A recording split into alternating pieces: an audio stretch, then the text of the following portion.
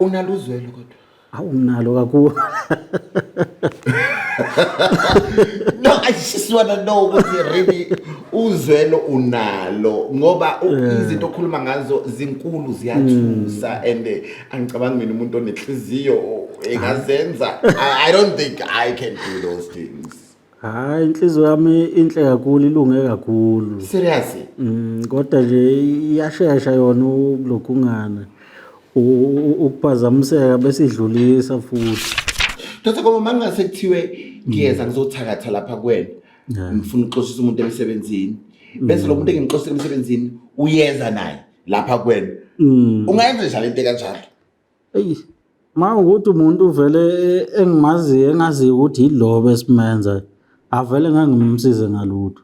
Kodwa mangingazi sengingamsiza ngimbuyisa mhlawumbe uthola ukuthi uxoshisa umuntu waseThekwini. Asuke lo muntu eThekwini ayeze kimi ezofuna usiza asho nje ukuthi emsebenzini akuhambi kahle nomxoshiwe.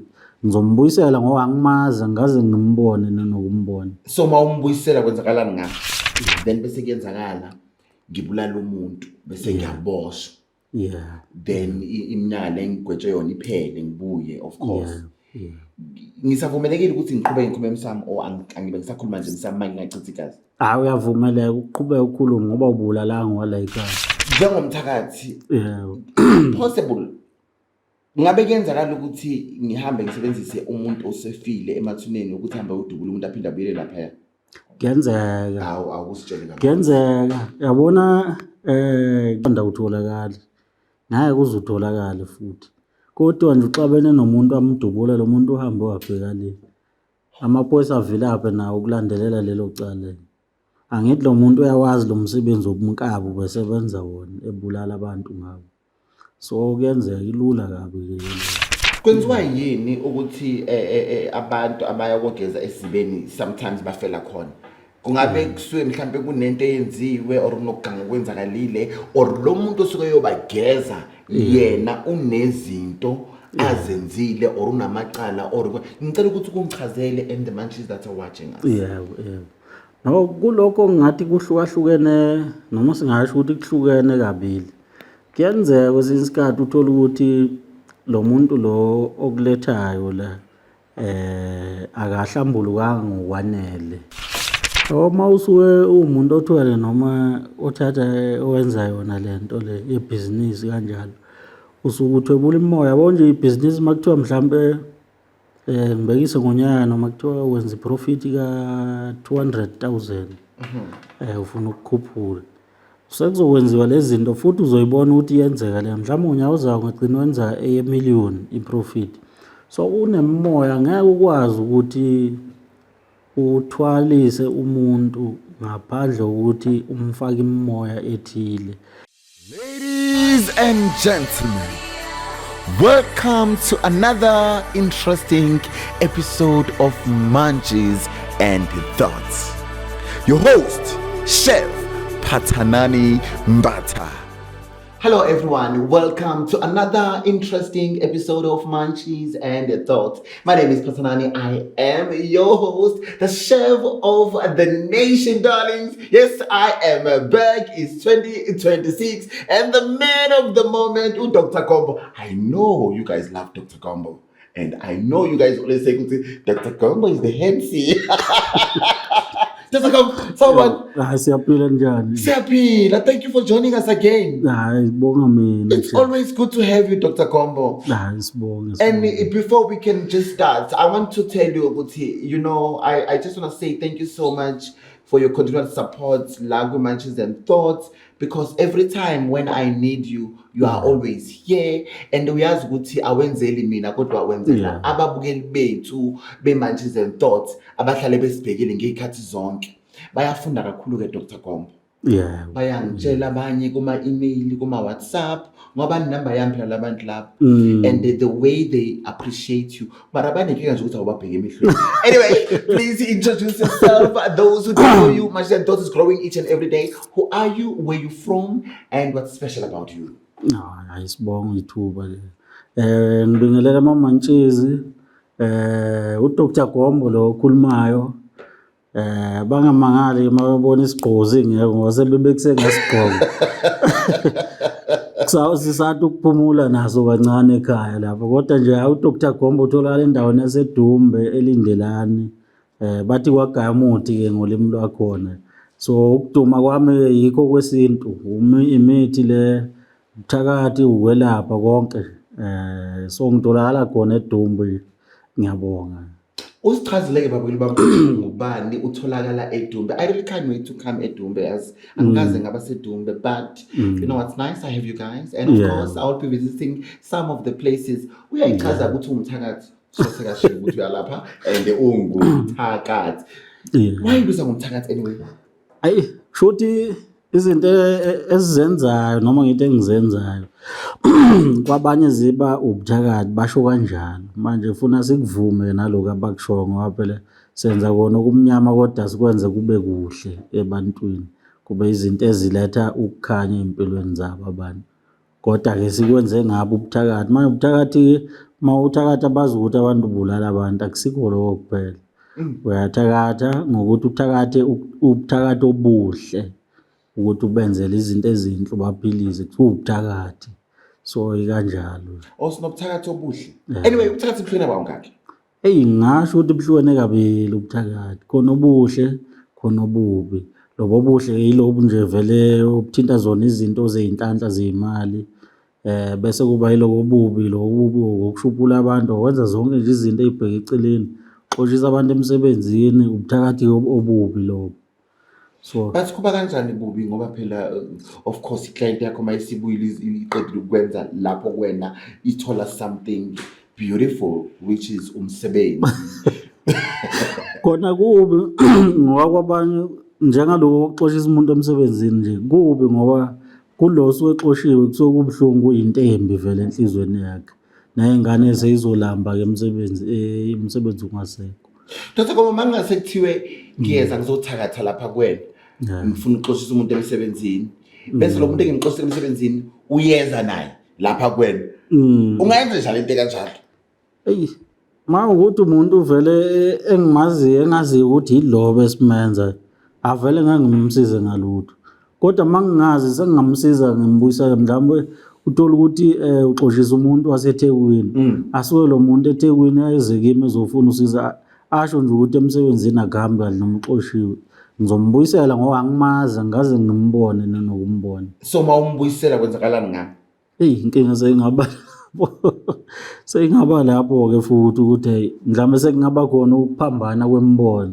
Kodwa ngithi ngizobe ngikwenzile iqiniso ukuthi ngimxoshise axoshwe vele. But manje mayisebuya kuwe Dr. Gombo ezofuna usizo kusho ukuthi phela umnika lolu sizo wena kuzobe sekuxoshwa mina nje.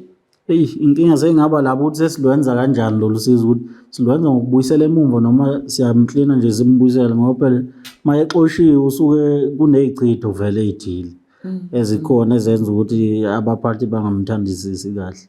Yini isichitho kahle kahle? Isichitho la kusebenza khona imithi emibi nje ehlanganiswe abanye baye bafake nendle mhlampe yenja yekati umuntu kwesinye isikhathi. So maye kwenza lo muntu nezilwane ey'thile-ke ey'ngathandeki ey'nyanyekayo. So maye yenza lento vele egameni lakho bese bevusa-ke nelokhungana le mithi bayivusa ihlangane nje ibe yinto ephilayo. Ma bethatha isithombe benza-ke lapha ukuthi lo ayivaleka impilo yakhe kube kanje kanje. Kuzokwenzeka exactly lokho akushoyo. Isona sichitho-ke vele lezo. Sisebenza ububi nje okubhedayo, ukubhidliza. Sibhidliza othandweni, sibhidliza yonke indawo emsebenzini nasekhaya ungahlala ungazwani ngisho nabantu basekhaya ngenxa yaso nje lesichitho. Siyalapheka isichitho? Siyalapheka kodwa sinzimanyana. Sinzimanyana sona manje. Sinzimanyana akusinto nje elula.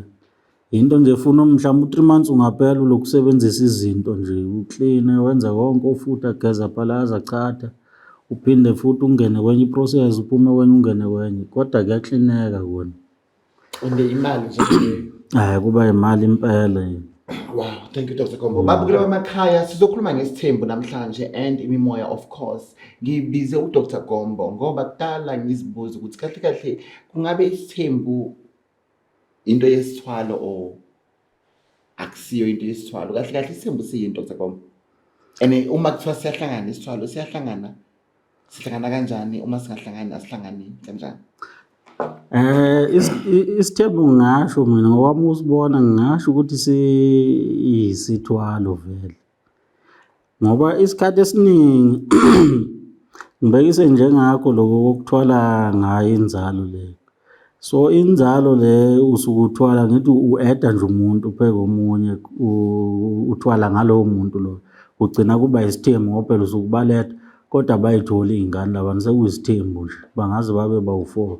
So isithembu kahle kahle umuntu mayesuke ngabekisa kanjani njengalaba abasuke bekhuluma ukuthi mabethi bayahlola bathola ukuthi umkhulu mhlambe kanje ufuna isithembu umkhulu kanje bese ethatha omunye umfazi.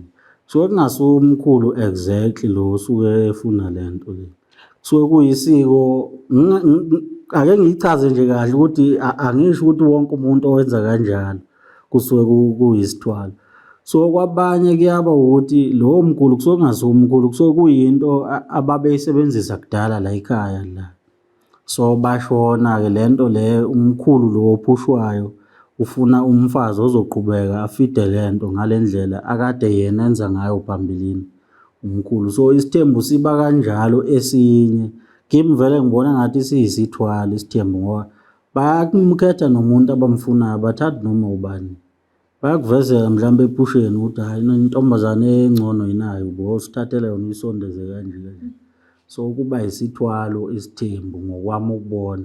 Nothi zonke iy'thwalo ezinye iy'thembu ezinye iy'thembu basuke bey'thandela abantu ay'thathele kodwa nje iningi lazo umuntu azathi upupho omkhulu upupho ubaba omncane upupho ubaba omkhulu ethi ufuna umfazi kukancane kusuke kunokuganga okuthile okwakwenziwe ekhaya phambilini ngoba manje mawuthi wayibuka lento le into yabadlozi mawungathi ufocusa kahle kakhulu kuyidlozi uzogcina kukhona izinto ezikudidayo njengokuthi lo muntu lo osuke ephushwa kumele yenziwe lento le vele izokwenziwa ukuthi ngibhubha umkhulu ethi bese uyayenza wena leyo nto. Kodwa manje mawusuthi uyayibuka idlozi la kwesinye isikhathi ngibekise ngumuntu oshonile nje uyashona ushayiswa imoto lapho. Lo muntu sekuzothathwa ihlahla azolandwa ngalo. Asiwe ekhaya kuthiwani uma ezolandwa yimi umfowenu usibanibani ngizokulanda samsekhaya. Uyaphinda futhi usuwenza umsebenzi wenzela umkhulu lapho. Uyayibika emsamo yimi umntwana wenu ozalwa usibanibani ngingusibanibani. Angithi labantu bayakwazi labantu labo. Manje isidingo sokuyichaza mawusuthi uyayibuka kahle lento yedlozi ibuye ididane lapho ukuthi shuthi labantu abasangazi ngamanye amazwi. Why-ke bezobuya kimi bethi bafuna isithembu? Uyayibona isigcina iyadida kanjalo. So isithembu ngokwami ukubona vele kuyesi sithwalo esisuke silungiselwa labantu bakudala abashona. Ngoba kwelinye ikhaya masike sathatha uthola ukuthi bekuloku kushona asithathe lo muntu sekuyaqala-ke kuyama-ke kuyastopha lokushona. Ingoba sekukwenzile lokhu bekufuneka ukuthi akwenze. So ngiyibona lapho vele ukuthi izithwalo ngokwami kuyibona. Wow. Dr. Mambo angitshela umuntu owake wabulala maybe bekakhuluma emsamo ekhaya then bese yabulala usavumelekile ukuthi akhulume emsamo okade bulala la ekhaya like mhlawumbe ukuthi mina njengami nje bebe ngikhuluma emsamo ekhaya then bese kuyenzakala ngibulala umuntu bese ngiyaboshwa then iminyaka engigwetshwe yona iphele ngibuye of course ngisavumelekile ukuthi ngiqhubeke ngikhulume emsamo o angibe ngisakhuluma nje emsamo manje ngachitha igazi. Uyavumeleka uqhubeke ukhulume ngoba ubulalanga wala ekhaya. Inkinga mawubulele wala ekhaya vele sekufuna bakudingise bakuyekise. Mawusubulele nje lo egazi lakho la ufuna uyeke vele uxoshwe ukhishwe ngisho esibongweni sala ekhaya. So no, I just wanted to know because there was a man who owangibuza lo mbuzo loyo acela ukuthi ngimbuzele gogo nomkhulu engahlala nabo in future. Uthi so mawukuthi ngake wabulala kanjani but ngiyajabula ukuthi ungichazela ukuthi cha uma ubulale ngaphandle uyaqhubeka but uma usubulala ekhaya uyadingisa. Kunjalo impela kunjalo. So mawukuthi nginomuzi wami ke mhlawumbe ngibulale la emzini wami still angikwazi ukukhuluma emsamo. Ngeke vele usungakhuluma mawukuthi abakuthatheli iy'nyathelo bona abakhona nje abaphilayo nje la ekhaya manje, ngoba yibo ekufuna bakuthathele iy'nyathelo ukuthi usubulele-ke la ekhaya, ubulele ngomuthi noma ngesikhali la ekhaya. So wezeni sesiyakukhipha-ke la ekhaya, usesuke wala ekhaya, hlatshwe nembuzi, kubikwe kwenziwe usiko ukuthi lo sewenza into ephambene nomthetho le, asisamgcini-ke la ekhaya ngoba sewenza into ebheke eceleni. Useyoyibona ukuthi ungaphi noma uwabuyisele esibongweni sakamama wakhe, asebenzise zona kodwa nje la uyakhishwa la ekhaya, asesuke wesibongo sala ekhaya. So kuba kanjalo mawubulele nje ekhaya nje kuba njalo, ngaphandle mawukuthi abekho obhuti noma abangathatha lezo nyathelo abadala. Makukhona-ke laba abakusabayo bazothula uqhubeke ukukhulume vele emsamo, kodwa seku-wrong-ke lokho. So ayi-affect anything as much as ku-wrong? Kona ngokwami ukubona akumoshi lutho, kuwukuthi nje uqhelisa isinyama nje khona la eduzane wethu, ngoba phela mawubulela umuntu wala ekhaya vele usibulele sonke nje, ungumfowethu futhi. So sekumele uqheleke uyibonele ukuthi uphila mpilo bani ngoba ngesikwazi ukuhlala nawe la. So sinazo ngizwe ngokuhlanjulwa kwey'dalwa so sinabantu abayizidalwa abangaphandle abasebumnyameni, which I believe maybe benza into le engikhuluma ngayo azange behlanjululwe. Baningi futhi, baningi yabo nje uma ungathi ulandela imilando yemizi yabantu eminingi nje, ungathola ukuthi baningi. Abanye bethi bayabafaka kuthiwa ungenile kuthiwa usephumile futhi umkhulu bani. Njengala bekuthiwa basale ey'mpini le koSandlwane uyabalanda, kuthiwa bayagoloza bafuna ukungena, mabengena bafuna lokhu nalokhu, uthi uyabheka futhi kuthiwa lo muntu akangenanga lo, nenza iphutha elinje. Baningi nje abantu abangaphandle, mawagcina ulungisa uzama ukulungisa, khona ngingamosha isikhathi, ngakumoshela isikhathi, yiko nje ukuyeka nje kanje, uqhubeke nje nempilo ukuthi ngilungisa nje ukubhekene nami manje la.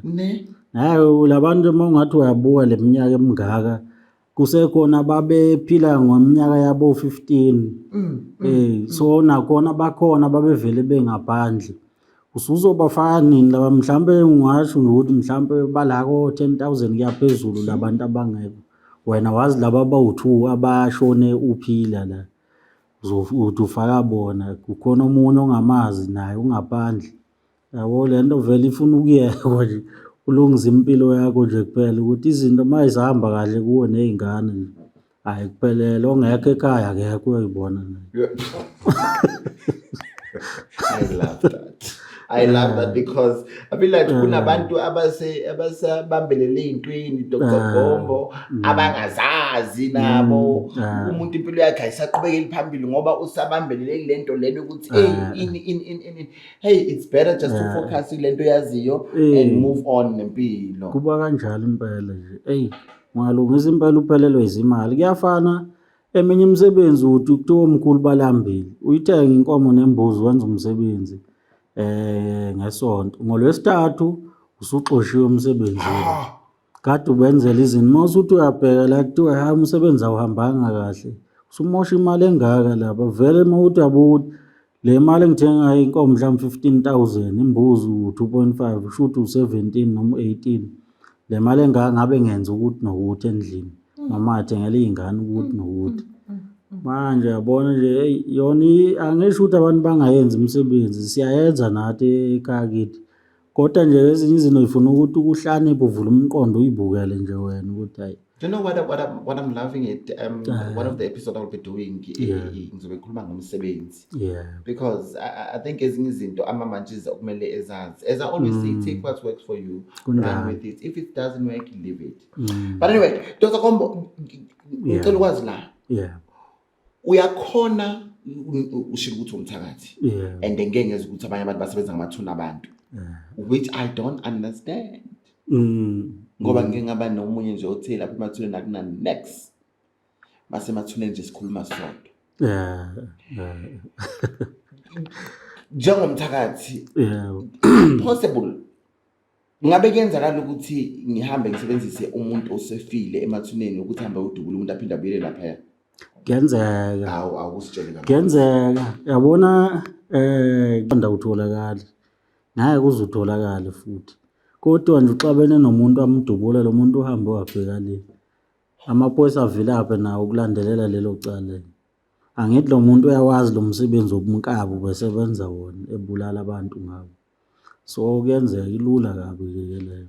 Ayisiyinto eyinkinga kakhulu. So uma ukuthi awusabuyeli lapha ethweni uyomtshela ukuthi hayi sesiqedile umsebenzi sengizokucela ukuthi manje ke uyekele ulandela wena. Awuzakulandela ngoba wobe umthumile, so awushongo futhi ukuthi mawusuqedile ukubulala lo muntu usuyayekela. Angithi mase emhlabile lo ngesibhamu ambulala sekumele abuye futhi. Hayi ulambile phela naye futhi. Uzodubula ufuna wena ubuzomnika futhi lokudla ukuthi naku ukudla kwakhe uhlabe futhi njengoba uhlabile ekuqaleni. Ufaka imithi yokuvala lento ukuthi angasaqhubeki nokwenza lento le. So manje mawukuthi okay fine awuzange uye lapha ethuneni uyosho ukuthi ayisewuqedile then uzolandela wena abulale wena. Kunjalo. Kusho ukuthi uzolibe bulala musi lo muntu. Akasabulali. Mayiseqedile ngawe sekuphelile ngoba umsukelile wamthuma nje. Njengokuthi ngiyibekise kanjani lento ukuthi kuthiwe mhlawumbe kunenkabi ethile oyithumayo. Uzoyithuma-ke noma uyinike leyo mali ozothi iyayifuna siyambulala umuntu leyo nkabi. Awusayikhokheli-ke leyo nkabi ukubuyela uzoqedela imali. Izofuna wena ngesibhamu. Same thing nalento le ukuthi wena uhambile wamcela lapha ngokudla okuthile. Kunemithi ehlukene yokuvusa umuntu umoya le umoya umphefumulo womuntu nje. Usebenzise leyo mithi wamvusa. Sekumele usebenzise imithi futhi yokususa yokubuyisela umoya lapha ekuphumuleni. Uyihlanganise nayo lesilwane leligazi nenyongo yalesilwane uzobe usihlabile.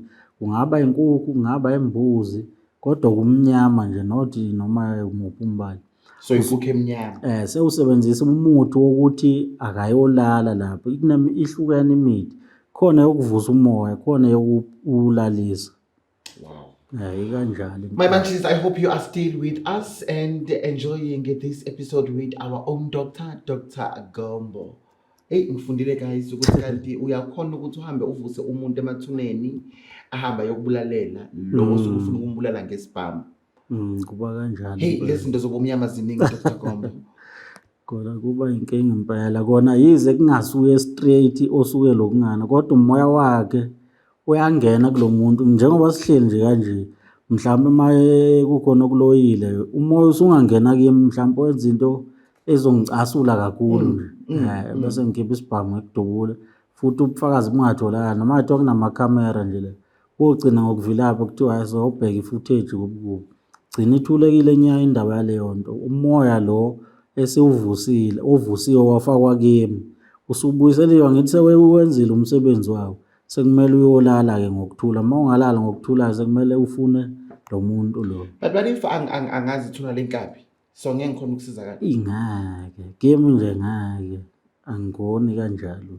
So kumele wazi leli ithuna lenkabi. Ufuna wazi lo muntu obedubula abantu nje straight ukushiwa ukuthi lo bebabulala kuphi eyinkabi ethunwa.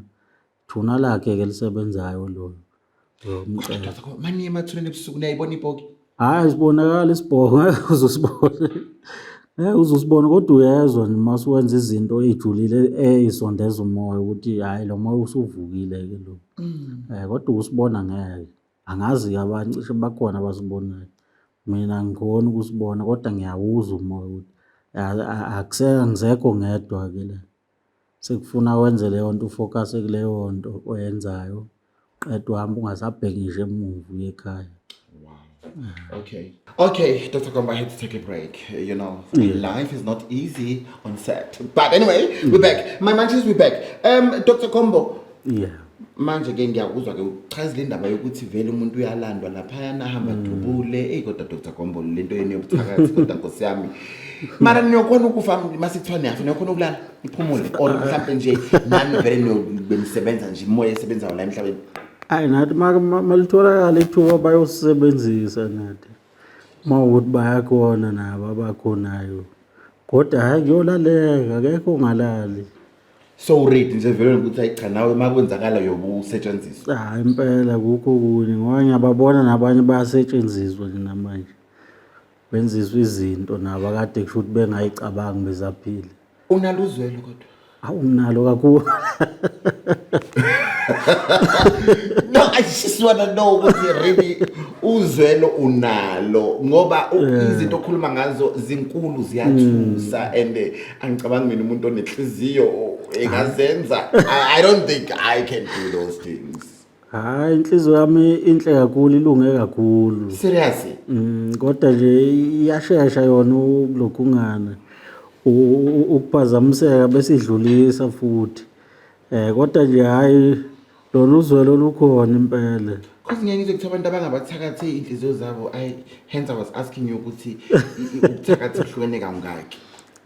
Cha bona hayi uzwelo lukhona kakhulu nje. Kodwa I'm sure mawusukwatile ukuthi kuvele kube nzima. Kuyenzeka kwesinye isikhathi kube nalokukwata okungalawuleki. Then when there's Ugcina usuthi nje hayi athi ngenze noma yini ke manje. Ngoba kukhona nje ukuthi ngibekise nje ukuthi uzosukela umuntu mhlambe ozama ukuganga noma ukutesta ukuthi ukangakanani emandleni. Bakhona nala ebunyangeni nje bakhona bakutesta. Manje uzolokhu uzoqala uvike nje oqala uthi ake ngibuyisele emuva. Yabona umshaya ngaloko ekuthiwa impinda. Hayi uthi nje wenza ukuthi ke makubuyele kuye. Ubona ukuthi lo muntu uyaqhubeka mawuthi uyacheck uyabona lo muntu uyaqhubeka uyangisukela. Ngiphathi ke mhlambe esezolimaza noma abona ukuthi akutholi bese eshaya izingane zakho. Lapho vele uxola lokho ufuna umbulale nje straight. Akukho nami engingakwenza lapho sekufuna vele wenze nje okobaba ekhaya ukuthi ngisengivikele izingane zami nami sengimshaya ngaso isintu lezi. Ngeke ngabona ufake enye comment lapha ku YouTube uthi abantu abakhona ukukhuluma kahle ngoba izithombe banazo ku social media. Ngithi hayi Dr. Kombo ungayenza mama nzizwa kanjalo. Cha ukuthi basobathuwe nenhlamba lento engangiyikhuze ekuqaleni bayiquba ngingamkhuza. Anyway, it's fine, we are not there Dr. Kombo. Dr. Kombo, kwenziwa yini ukuthi abantu abayakogeza esibeni sometimes bafela khona? Kungabe kusuke mhlambe kunento eyenziwe or unokuganga kwenzakalile or lo muntu osuke yobageza yena unezinto azenzile or unamacala or ngicela ukuthi kumchazele and the munchies that are watching us. Yeah. No kuloko ngathi kuhlukahlukene noma singasho ukuthi kuhlukene kabili. Kuyenzeka kwesinye isikhathi uthola ukuthi lo muntu lo okulethayo la akahlambulukanga ngokwanele. Lapho kunezinto mhlambe eziwukudla okungamele uzidle mawuzoba nohambo luya kuleya ndawo le. Excuse. Kunezinto eziwukudla okungamele uzidle. Bese kuba khona futhi ukuthi before uhambisa abantu lapha kuleya ndawo le zama ukuthola ukuthi kule ndawo lesiziba ngoba isiziba nesiziba ikahle sinomnikazi wazo.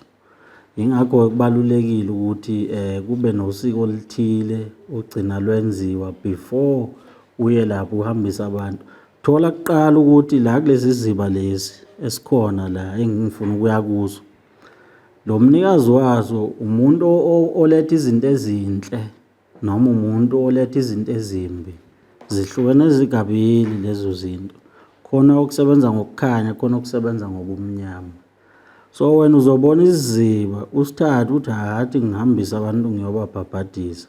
Abantu bafike bamuke kanti ufaka abantu uthi abazofuna izinhlahla ezizibeni la kunendoda umnikazi owenza ubumnyama khona. So bazofa vele. So kubaluleke kakhulu uthole eqala lokho ukuthi ukuthola kanjani kunesiko la khona ke lithatha nje insuku impela. Kodwa ugcina ukubonile ukuthi la kunento kanje ukukhanya noma yobumnyama. So sewuyazi ukuthi mangifuna la ukuthi ngihambisa abantu mhlambe abacela ukukhanya izinto eziwukhanya. Kunesiko futhi ozodlula kulo elizokwenza ukuthi wena uconnectane nomnikazi lo owalapha ya. Sekufuna kuyicelele wena ngento ethile ezoba usiko ukuthi wena uyamukeleka lapha yana ukuthi ungakhona ukwenza izinto zokukhanya kwenzela abantu. Hayi ukuthi uzobona nje isiziba esuthatha ngihambisa abantu ukuthi isiziba singcwele. Ngenibuye nonke noma kuzoba khona abahambayo kube khona ababuyayo futhi. So kubalulekile ukuthi the healers out there Yeah. bazi Kunjalo impela. iziziba Yeah. olapho bageza khona abantu Kunjalo. ukuthi kahle kahle ubani umnikazi walana Eh. okanye kungabe lesiziba Yeah. sigezela ubuhle okanye ububi. You know why I'm asking this Yeah. and emphasizing on this? Because we've got the mass cleansing these days where people are being called or they see advertisement ukuthi siyogeza abantu 150 or 200 rand including transport. Yeah. And then they go. And remember, these people, they don't know. They just want help. Kunjalo. And there was an article I read, I don't know whether it's 2 years or a year ago, where abantu babeye emfuleni with some healers and then bagcina bemuka. So I don't know, it's what you're explaining, maybe that might be the cause. I'm not saying it is a cause. Kuyaba kanjalo impela. Kokunye kuyenzeka uthi uhambisa uyobageza abantu. Kanti leso siziba leso sinento ethile yomnumzana othile owathwalayo mayethwala uyisiko lakhe waseyithwebula leno iyathwebuleka lento le. Bayithwebula nje ukuthi kube yakho kusebenze wena kuphela lapha kule ndawo le. Ofika mhlawumbe siyamthatha noma yenzani kodwa nje uyayithwebula uthola ukuthi uthwalile lo muntu usebenza ngayo lento kunesiko lakhe aligcina njalo kulezi ziba emva kwesikhathi esithile bese wena sewuthatha abantu kanti lolu siko lolu lwenziwa lo muntu kuphela uzofaka abantu la siyabathatha ke lento le. So ibaluleke kakhulu lapho ukuthi uyithole qala ngokomoya ukuthi la khona into emhlophe noma emnyama bese usuyophaphata ke mawufuna ukuthi uown lezo ziziba lezo. Hayi nelokhu ungana ngomlomo kunezindlela zokuphaphata futhi uyayithola ianswer ke ngezinye izinsuku hayi same day ulele kuyenzeka izinto ezithile oyibonayo ukuthi ungamukelekile. Sekumele njalo mawuya khona lapha usuzotshela ukuthi ubophatha into kanje ufike uyifake phakathi okubalwa nakhona ama coins lamhlophe nezinye ke ngeke ngiyibaliwe khona But lapha. why laba mnumzane laba befuna ama coins amhlophe? Bawazela because imali was not imvelo. I think imvelo amatshe or whatever that comes from the ground. Kunjalo kukhona okunye okuyimvelo ngoba ngisho nje ukuthi ngeke ngikubale konke kukhona okuyimvelo okubile ngeke ngubalo okuphathe mawuya lapha ukufaka phakathi kanye nalama coins. Actually, I think in icon imvelo because I think it's from insimbi and insimbi it's from the ground. But yeah, I just want to know ukuthi why bafuna imali emhlophe. Cha imali emhlophe kahle imali yokucela into enhlahla nje mawusuthi uyayilandelisisa kahle ngoba yonke into la ucela khona ucela ngecoin emhlophe awuceli ngesihlanu le yellow noma ngebronze le uzuka awuceli ngeyiphepha. So okusho ukuthi labanikazi laba bathanda lezi ezisilver asazi nathi sibone kwenzeka kanjalo nathi sayiqhuma la. Landela imali naniyala ngingasazishela. Hayi mina ngixolele but ezinye izinto kumele siziquestione for us to understand them and I'm one of the people who question things unfortunately. Kunjalo. Okay, wow. As you all know that I am an author of this beautiful book called On My Own I Have Found Sunshine. I want to say thank you so much to each and every one of you who already purchased a copy of my book. It's doing very well and I can't wait to give you guys my second offering April, May. A beautiful book. I know the book I'm writing is going to cause a lot of controversy, Dr. Gombo. Yeah. You know, anyway, I'm not scared of anything or anyone. I speak my mind. I do things because very at the end, we need to talk. Kunjalo, And that's how we kunjalo. get content as well. Kunjalo. And I know there are a lot of people making noise on social media. I'm Chef Patana, and I'll always be Chef Patana. The only thing I can do is to do episode like this. Kunjalo. That's my answer to the noise they're making. But anyway, Dr. Kombo. Hey, Dr. Kombo, imimoya evuswayo makwenziwa into yemali noma isithwalo. Hey, imoya evuswayo And why kumele kuvuswe imimoya kanti? Why?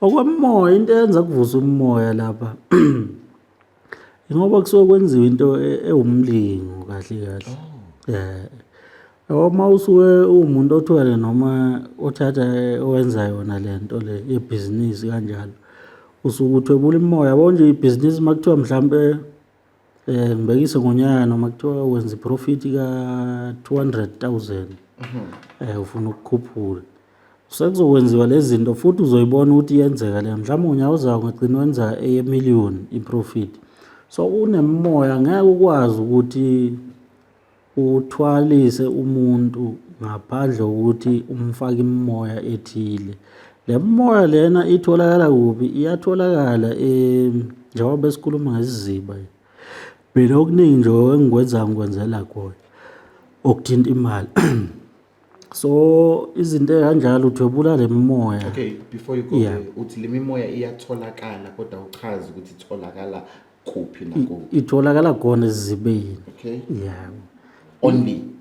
Not ezibeni kuphela nako eminye imfula ngizokuchazela nje kahle yonke nakule mfula emincane nje ehambayo kodwa lena amandla kakhulu iba kuzo leziba ngoba kusuke kukhona nalamadoda bengiqeda ukukhuluma ngabo abanomzana abanikazi beyiziba so kunabantu abashonayo la abantu umuntu osuke emukile umoya wakhe uphelela kuphi uphelela khona lapha kule indaba zamanzi bamlanda balandwa bonke so kumele kusetshenziswe leyo moya yalabo bantu kunemoya futhi lapha yabo labanomzana ozoyiphakamisa so wena isikhathi uyiphakamisa le moya uyacela ukucela kwakho uzuzonikezwa wena isigubhu lapha uma uthwalile kuzoshiya ukuthi ukhulume kuso yonke lento uma ukhuluma kulesigubhu uzobe ukhuluma nemoya ekuzwayo yiko ngithi kunabantu abamuka nemfula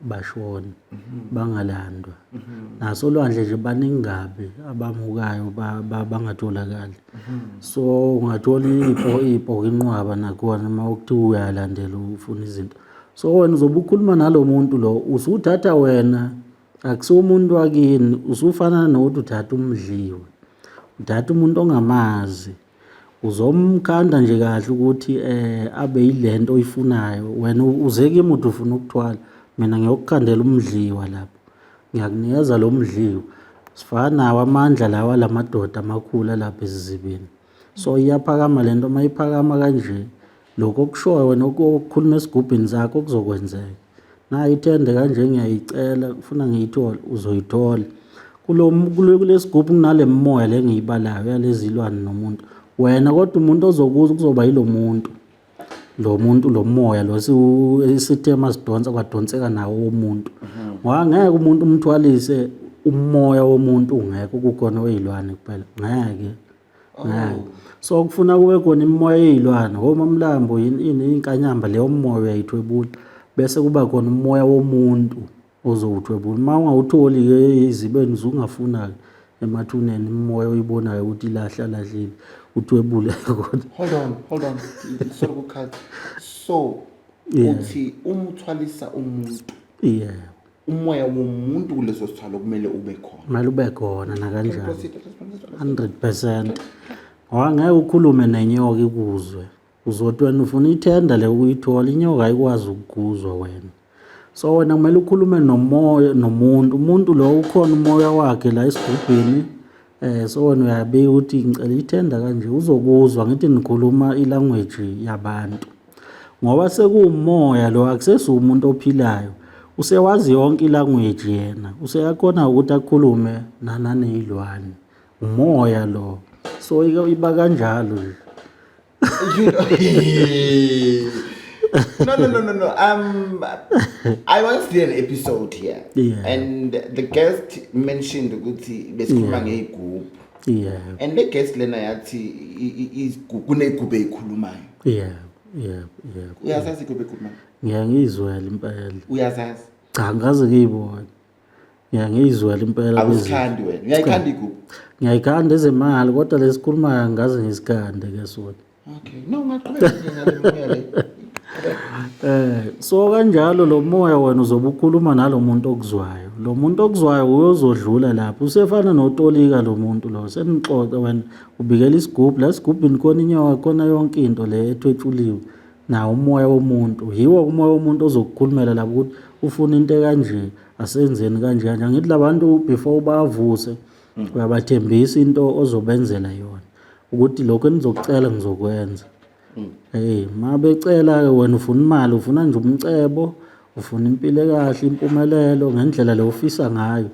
So mawufisa lento oyifisayo lapha lo moya uyavuka uzokutshela uzushilo wena ukuthi yonke into enithi angiyenze ngizoyenza ngiyayibophezela. Okay.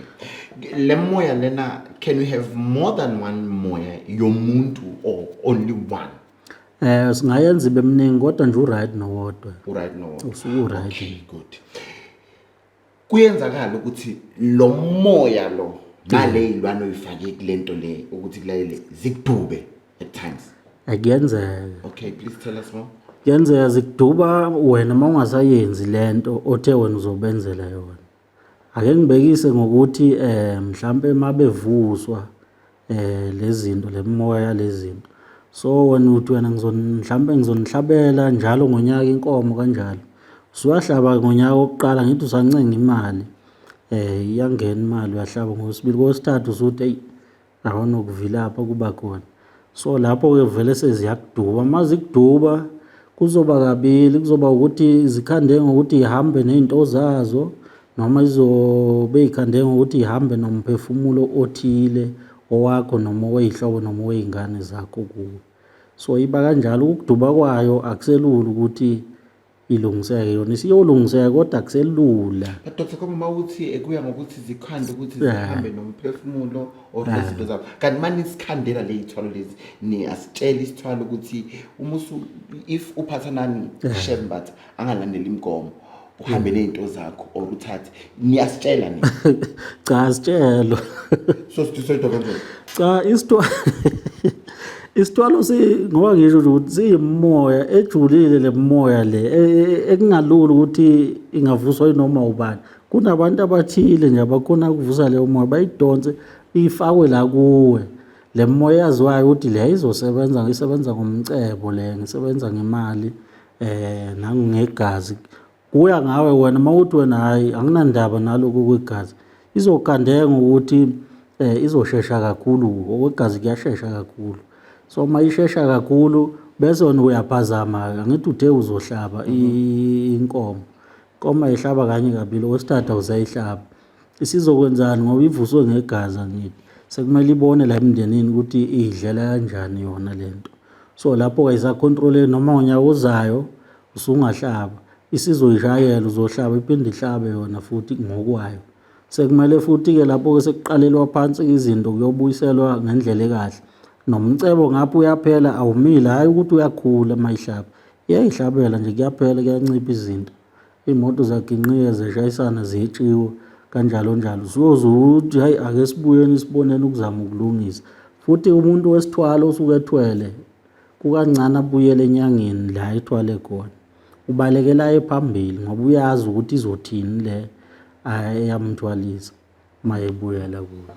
Manje kuyenzakala ukuthi isithwalo mangasasifuni nesilahle. Kuyenzeka. Mara ngisho nomcebo. Or mhlawumbe manje ngiyosilahla kuhamba yonke into. Sekufuna ukubooster ke lapho sekungaba kabili wexoxeni ukuthi kuyaxoxeka nikahle. Uba uclient nonyanga. Sekungaba lapho kodwa masixoxa singavumelani ngalutho nami ngizolifihla ulwazi ngithi angikwazi nami ukuyilunga. Phela kusho isixoxo sethi imali. Imali akukho